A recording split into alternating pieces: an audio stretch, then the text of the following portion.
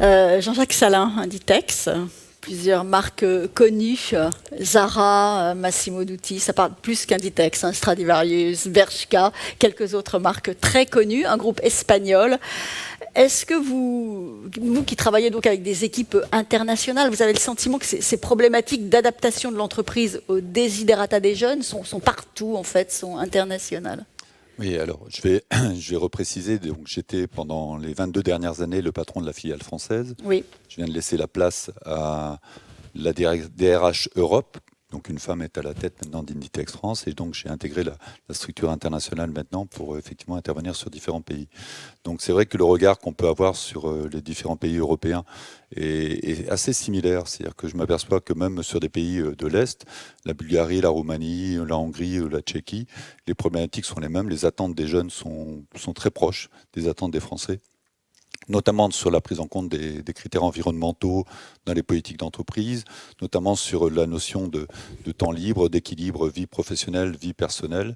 On s'aperçoit que les problématiques sont très similaires. Dans les pays nordiques, par contre, on était déjà en avance. Hein. Moi, j'ai supervisé ces pays dans une autre vie et la prise en compte de ces critères-là était déjà des éléments clés.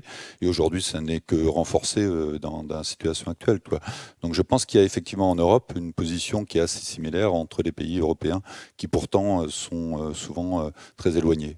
Avec des niveaux de développement différents quand même. Quand vous parliez de la Bulgarie, l'Allemagne, des Oui, avec très des niveaux différents. différents, mais en fin de compte, les jeunes dans ces pays-là sont préoccupés sur les mêmes critères, les mêmes valeurs. Alors c'est vrai que quand on va sur des pays de l'Est, le conflit actuel avec l'Ukraine et la Russie les préoccupe beaucoup plus parce que derrière, ils ont la proximité d'un conflit, ce que les jeunes Français n'ont pas encore bien intégré, hein, cette proximité sur le territoire européen.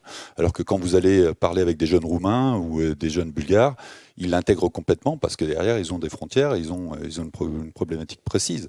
Et donc, ils ont la peur aussi du conflit qui est à côté, quoi. Vous pensez qu'après la peur de la maladie, la peur du conflit peut aussi avoir un impact en termes de relations au travail? Disons que quand vous êtes un jeune dans ces pays-là, vous ne pouvez pas ne pas intégrer le fait qu'il y a un conflit qui se fait à un pays proche. Donc effectivement, ça fait partie de leurs problématiques. Je pense qu'aujourd'hui, les jeunes Européens, et d'ailleurs si vous allez en Allemagne, certains pays, enfin parties limitrophes de l'Allemagne ont aussi cette problématique. Je pense qu'aujourd'hui, les jeunes européens ont intégré, notamment sur les pays plus orientaux, ont intégré cette problématique de guerre, oui, tout à fait. Comment se passe l'évolution d'un jeune au sein d'Inditex? Alors, en France, et là je vais parler au niveau de la France, je vais reprendre mon ancienne casquette, l'intégralité, la totalité des cadres qui sont dans notre entreprise sont issus de la promotion interne, ce qui veut dire qu'on a la capacité de proposer des postes de cadre à beaucoup de jeunes. Et sur la France, on est 13 000 salariés, il y a 1300 cadres et agents de maîtrise, et tous ces cadres et agents de maîtrise sont issus de la promotion interne. Donc on recrute avec des jeunes qui rentrent avec des bacs +5 et des bacs -5, si on peut dire, et tous ont la même chance de pouvoir évoluer sur des postes de responsabilité. Certains vont mettre plus de temps que d'autres parce qu'ils ont plus de facilité, mais dans l'équipe d'encadrement, on a de toute origine.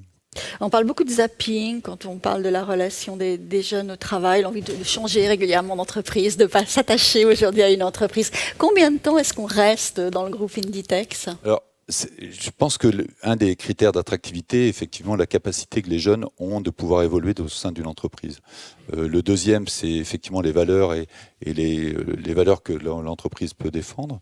Alors c'est vrai que le groupe Inditex est une entreprise un peu atypique parce que on est très discret sur la communication. Il faut quand même rappeler qu'il y a eu un classement qui a été fait par Corporate Knight, qui est une association canadienne qui a classé les 5000 entreprises sur les critères environnementaux. 5000 entreprises de plus d'1 milliard d'euros de chiffre d'affaires.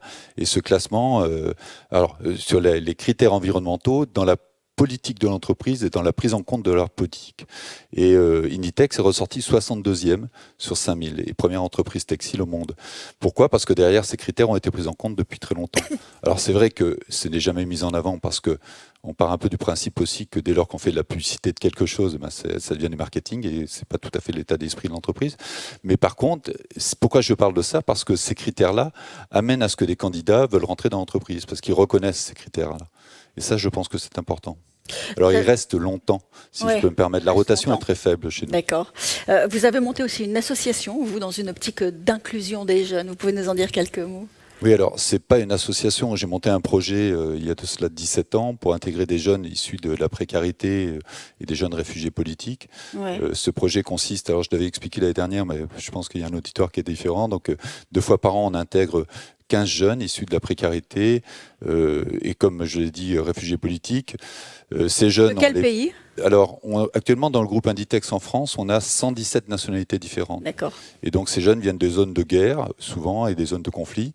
Et donc, on les intègre, on les paye dès le premier jour, sur la base de 35 heures. Puis, on va faire une marche avec eux pendant 2 jours pour leur montrer qu'ils ont des capacités physiques beaucoup plus importantes qu'ils ne pensent.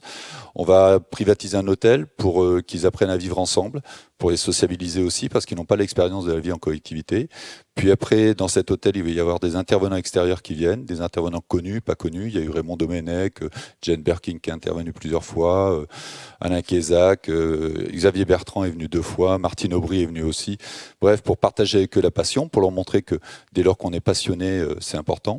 Ce projet, on l'a monté en plus en partenariat avec Force Ouvrière, et Jean-Claude Mailly est intervenu très régulièrement dans ce projet aussi. Puis après ces 2 semaines où moi j'interviens aussi tous les jours pour leur rappeler les règles, on les met dans un magasin avec un tuteur et on les reprend une journée par semaine pour de nouveau leur donner des cours de vente, des cours de théâtre, etc. On est à la 32e session, là elle se termine actuellement, et on est depuis la première session à 70% de réussite et sur les 10 dernières à 90%, c'est-à-dire qu'ils sont toujours avec nous. Merci.